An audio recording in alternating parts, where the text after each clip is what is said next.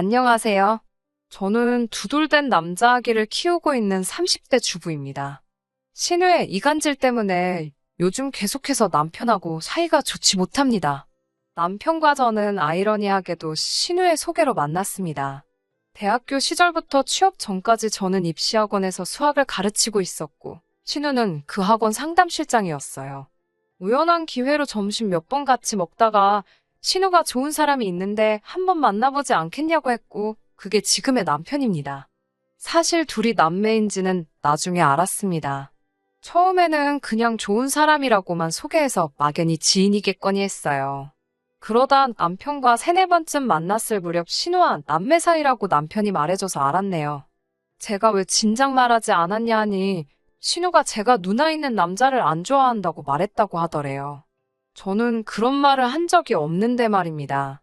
하지만 남편이랑 이미 잘 지내고 있었기 때문에 굳이 따지고 들지는 않았어요.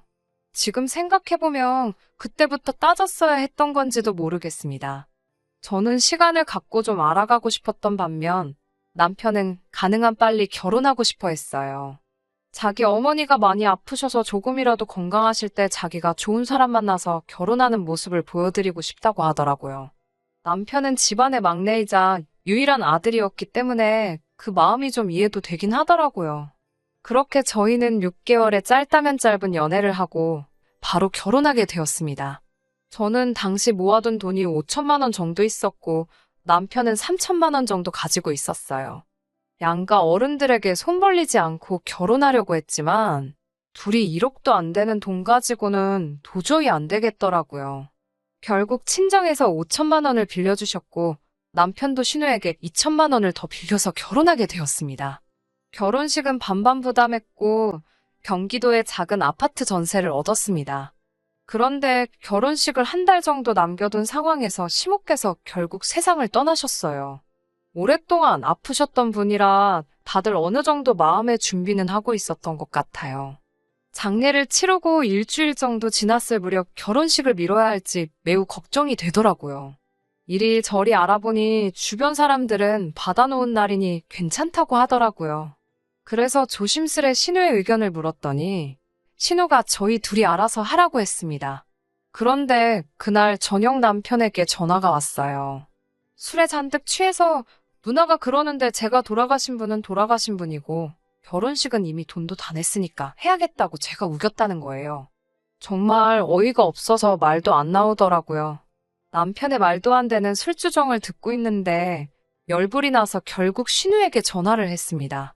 신우에게 왜 도대체 하지도 않은 말을 만들어내서 말을 하시냐 하니 제가 했던 말들이 자기의 귀에는 그렇게 들렸다는 거예요. 그러면서 술 취한 애가 하는 말에 왜 이렇게 열을 내냐고 저더러 진정하라더군요. 결국 다음날 남편과 다시 만나 제 의사를 분명히 밝혔습니다. 그리고 나를 그렇게 못 믿겠으면 지금이라도 결혼 없자고 했어요. 그러자 남편이 한숨을 내쉬더니 자기 누나가 원래 그렇게 남의 말에 살을 잘 붙인다면서 자기가 좀 더 걸러서 듣도록 하겠다고 하더군요. 그래서 한 번 더 기회를 주기로 했어요. 결혼식 전날이었어요. 남편에게 혼주 자리에 누가 앉기로 했냐고 물으니 자기도 모르겠대요. 누나가 알아서 한다고 했다는 거예요. 신경 쓸 일이 너무 많아서 그래 알아서 잘하겠지 자기 동생 결혼식인데 생각하고 더 알려고도 안 했어요. 그런데 당일이 되니까 세상에 결혼도 안 한 신우가 한복 곱게 차려입고 올림머리하고 식장에 와 있더라고요. 그러더니 자기가 혼주 자리에 앉는다는 거예요. 저희 친정 부모님도 황당해서 뭐라 말도 못 하시더군요. 그런데 신우는 너무나 태연하고 당당했습니다. 자기가 저희 결혼할 때 2천만 원이나 대줬고 시모도 안 계시니 자기가 시모 노릇을 해야겠다고요. 곧 시기 시작인데 그걸로 왈가왈부할 수도 없고 결국 신우 뜻대로 신우가 혼주석에 앉아서 결혼식 올렸습니다. 화촉점화도 신우가 했고요. 멀쩡하게 시이모님도 시고모님도 다 살아계시는데 이 글을 쓰는 지금까지도 도통 이해가 안 됩니다. 나중에서야 알게 된 사실인데 시이모님, 시고모님 전부 다 자기한테 부탁을 안 했을 뿐이지 당연히 친척 중 누군가가 그 자리를 채우는 걸로만 알고 있었다고 하셨어요. 그 누구도 그 자리에 신우가 떡하니 앉아있을 거라고는 예상도 못했다고 합니다. 아무튼 신우가 던져주는 밤 대추까지 받으며 패백도 끝냈어요. 주변 사람들 모두 쑥덕거리는 게 제 눈에는 너무 잘 보이는데 신우는 뿌듯한 표정으로 눈물까지 흘리면서 손님들 배웅을 하고 있었습니다. 정말 누가 보면 신우가 남편 키워서 장가 보내는 줄 알겠더라고요. 결혼식 이후로 신우는 슬슬 이것저것 저에게 요구하는 것이 많아졌어요. 정확히 말하면 무슨 드라마에도 안 나올 시모 노릇을 하려고 들더라고요. 일주일에 2번은 전화해서 어떻게 사는지 보고를 하래요. 보고는 무슨 보고냐고 저는 그렇게 할 생각 없다고 남편에게 딱 잘라 말했어요. 뭐가 그렇게 눈치가 보이는지 남편은 일주일에 몇 번은 신우에게 전화를 꼭 하더라고요. 그러다 자기도 지쳤는지 며칠 안 하기 시작했고요.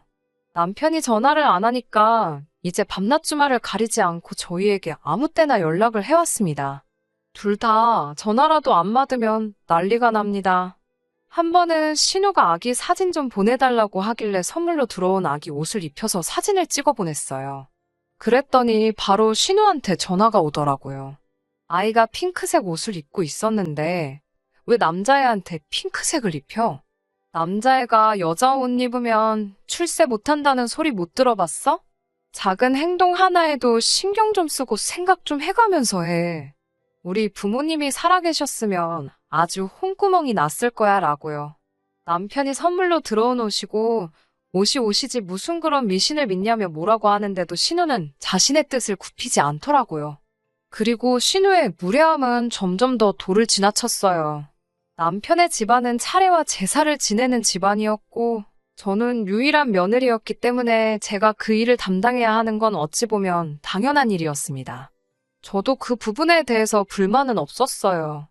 게다가 남편도 소박하고 단촐한 상을 원하더군요. 덕분에 저는 삼색나물과 동태전 정도만 하면 됐어요. 밥과 국은 남편이 담당했고요. 그리고 시모의 첫 제사상을 지낸 후 신우가 남편에게 보낸 문자를 우연히 보게 됐어요. 남편이 신우에게 엄마 첫 제사인데 얼굴도 안 비추는 건 너무한 거 아니냐며 제사상을 사진 찍어 먼저 보냈더라고요. 그러자 신우가 상차림이 이게 뭐냐면서 올케가 우리 집안 무시하는 건 알고 있었는데 이 사진 보니까 정말 한마디 해야지 안 되겠다고 답장이 와 있었어요. 남편이 무례한 건 누나라고 적당히 좀 하라고 한마디 하니까 신우가 걔 엄마 제사 진심으로 지내는 거 아니야. 엄청 교활한 아주 뱀 같은 여자애니까 너도 조심해라고 답장이 왔더군요. 이제는 시어머니 노릇도 못해서 저와 남편 사이를 이간질까지 하려는 건가 싶더라고요. 비록 우연히 본 문자지만 이런 내용까지 본 이상 도저히 참고만 있을 수는 없었어요. 그래서 남편에게 일단 핸드폰을 보게 된 건 미안하다고 그렇지만 난 도저히 억울해서 이렇게는 못 살겠다고 이혼하자고 했어요. 그러자 남편도 자기 누나가 아무래도 제정신이 아닌 것 같다면서 자기는 시집도 못 갔는데 우리가 잘 사는 걸 보니 배가 아픈가 보대요. 그러면서 자기가 누나한테 한마디 할 테니까 이번 한 번만 더 용서해 달라고 하더라고요.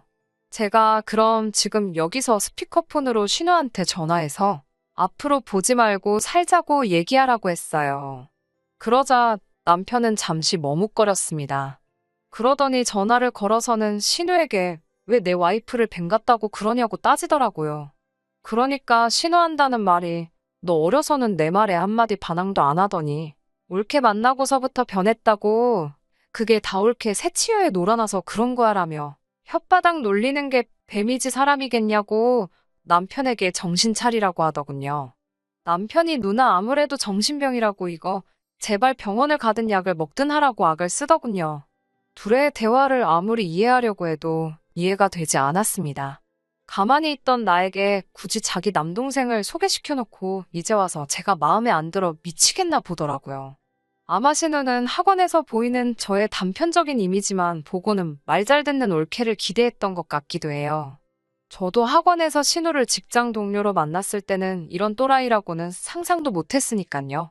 전화 통화가 끝나고 다시 신우로부터 문자가 하나 왔습니다. 네 마누라 혹시 산후 우울증 아니야? 그것도 정신병이야 라고요. 제가 애 낳은 지 2년인데 무슨 갑자기 산후우울증 타령인지 너무 어이가 없어서 실수가 다 터지더라고요. 결국 남편과 상의 끝에 당분간 신우아 보지 않고 살기로 했어요. 그리고 결혼 때 받았던 2천만 원도 원래는 돌려주려고 따로 적금 들고 있었거든요. 결혼식 날 자기가 그 돈을 줬으니 시어머니 노릇하겠다는 말이 충격적이어서요.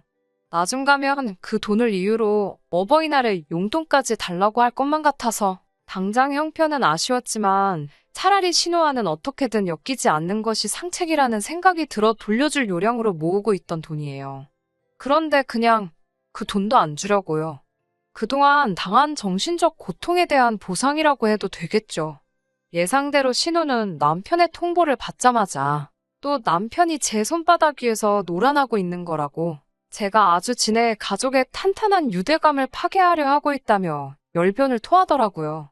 그 전화를 제가 듣고 있을 거라고는 상상도 못했나 봐요. 도를 넘어선 저를 향한 비난과 험담이 계속되니 저도 말을 아예 하지 않을 수가 없었어요. 전화를 돌려받아 신우에게 인사를 건네니 네가 전화를 왜 받아? 하는 느낌으로 흠칫하더라고요. 제가 신우에게 혹시 마음에 안 드는 게 있다면 저랑 직접 만나서 대화를 나누자고 말을 했지요. 신우는 어디 시집 온 여자가 건방지게 오라가라 하느냐고 성질을 내더라고요. 저는 그 말에도 아랑곳하지 않고 그럼 제가 형님 계신 곳으로 가겠다고 어디시냐고 물어봤죠. 자기가 성질을 내고 있으면 제가 쫄아서 이러지도 저러지도 못할 거라고 생각했나 봐요. 그런데 오히려 제가 더 당당하게 나가고 직접 만나자는 식으로 말을 하고 있으니 오히려 신우가 더 겁을 먹어서 만남을 피하려고 하더라고요. 신우에게 단도직입적으로 제가 뭘 잘못하고 뭐를 못해서 계속 이러시는 거냐고 계속 다그쳤어요. 그동안 쌓인 것들이 한 번에 터져나오니 신우가 말할 틈도 주지 않고 쏟아져 나오더라고요. 신우도 제가 하는 말에 압도가 되어서 그런가 쩔쩔매면서 아니 그런 게 아니고 하면서 제 기분 살피면서 말을 아끼더라고요.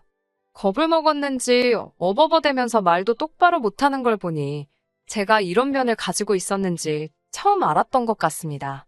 형님께 단도직입적으로 남편의 누나로서 책임감을 느껴 시어머니 노릇을 하고 싶으신 거냐? 아니면 그냥 우리 둘 사이가 좋아 보여서 질투가 나서 그러시는 거냐? 그것도 아니면 둘 다냐? 하고 물어봤어요. 신우는 그런 게 아니고 하면서 변명을 하려고 했지만 아무 말도 못하고 결국 전화가 다 끝날 때쯤이 돼서는 내가 그랬어. 그것 때문에 기분이 나빴으면 미안해. 하면서 제게 사과를 해오더라고요. 충분히 참교육을 시켜준 것 같아서 전화를 끊었습니다. 하지만 신우는 그치지 않고 계속해서 남편에게 제 험담을 늘어놓았다고 해요. 하지만 남편의 칼 같은 차단으로 신우의 이간질은 통하지 않았고요. 오히려 이번 일을 통해서 남편이나 전화하고 싶은 얘기가 있으면 서로 솔직하게 터놓고 이야기하게 되었어요.